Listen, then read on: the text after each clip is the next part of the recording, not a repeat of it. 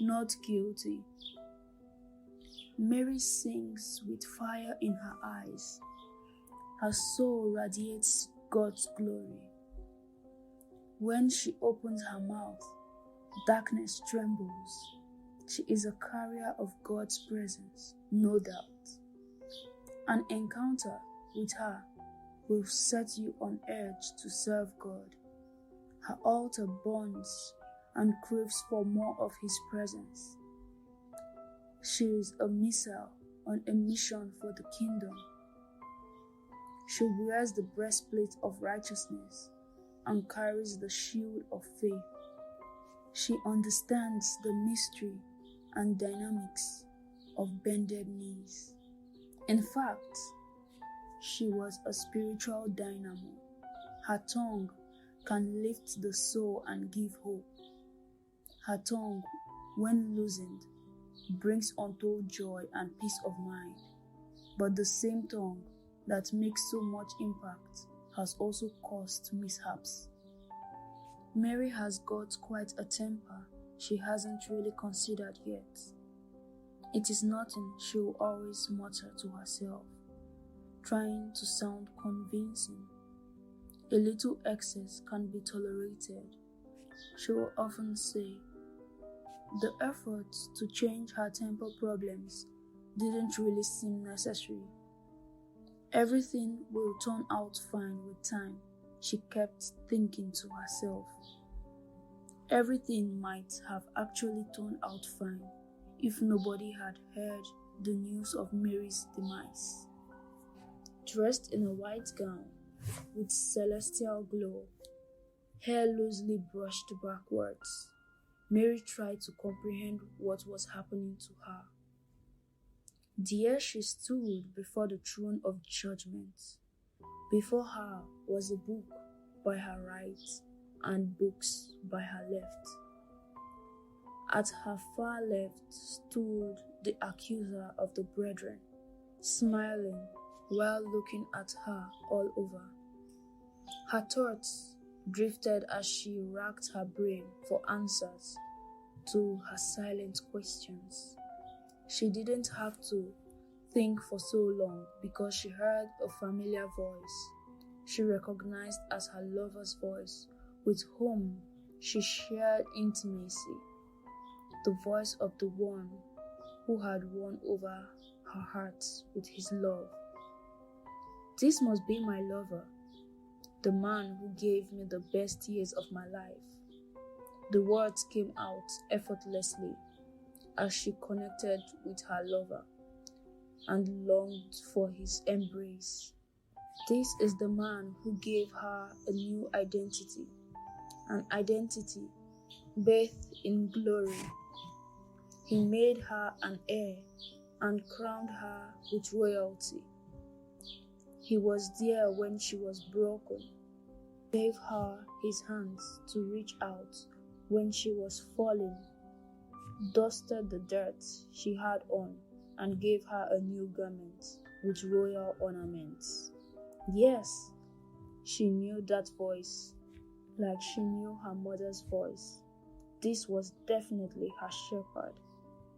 He was none other than the man she grew to love blindly. Her eyes glittered with joy, but soon the joy diminished. The voice spoke again. This time, he called her by her name. His voice made her tremble with fear. What is this I feel? She was surprised by the new sensation of fear that was numbing her body and making her shiver. Why exactly did I tremble with fear? She wondered. Her thoughts were silent as the voice spoke again, this time viciously. The books were opened where she kept a clean record. Her smiles grew bolder as the event played out before her.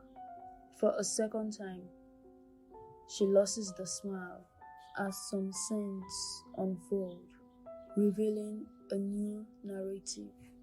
She felt goosebumps as another voice laughs hysterically from the background and speaks sternly. for another 20 minutes, and those 20 minutes looked like eternity. But I served you diligently and faithfully. My love for you was and is still unquestionable. Mary was looking all confused. My Lord, her garment is stained. She isn't fit for the kingdom. Her sins speak against her. Deliver justice. Let me usher her into where she belongs. The accuser spoke in harsh and rapid tone. There was malice in his eyes. For the first time, she looked around to assess her looks and this strange environment. Teardrops found their way down her cheeks and stained her garment. How did it happen? But something she saw, held the words back. There were voices crying out, voices of people her tongue had condemned, the young ladies who she led deeper into the same sin she was called to help out of. You forgot your ministry when you became my mouthpiece, condemning the lost rather than reconciling them to me. But I did that. You chased the sick and wounded in pursuit of the hale and hearty. You sought after the robust harvest at the expense of the fragile. Remember, I called you not to quench smoking flaxes or break bruised reeds. Another wave of tears came pouring out. She groaned at the thought of not making it right when she could.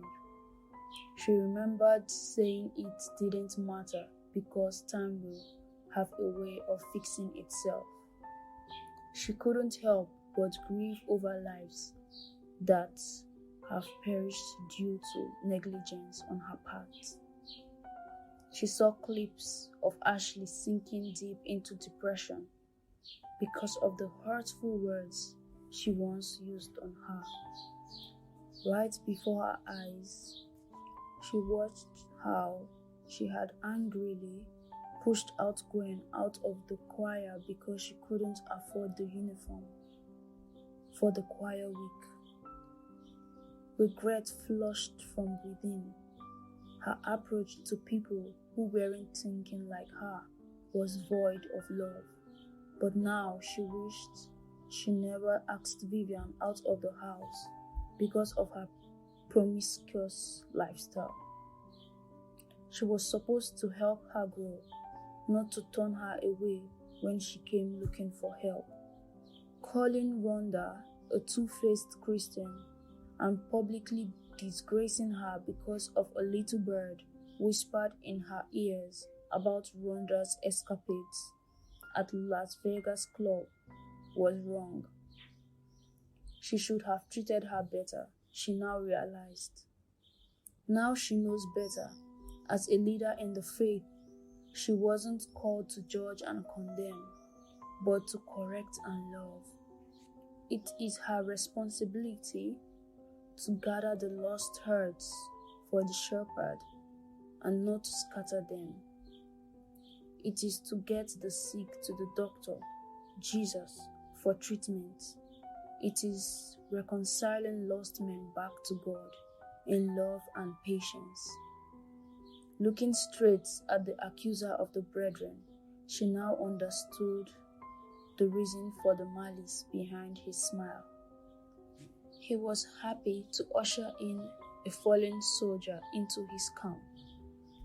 As the accuser stepped forward to claim his prey, with his shoulder puffed in a victorious posture, something happened. The book of life was opened, and the voice Mary once had fellowshiped with pleaded for mercy and reminded the accuser that he has paid a price for her.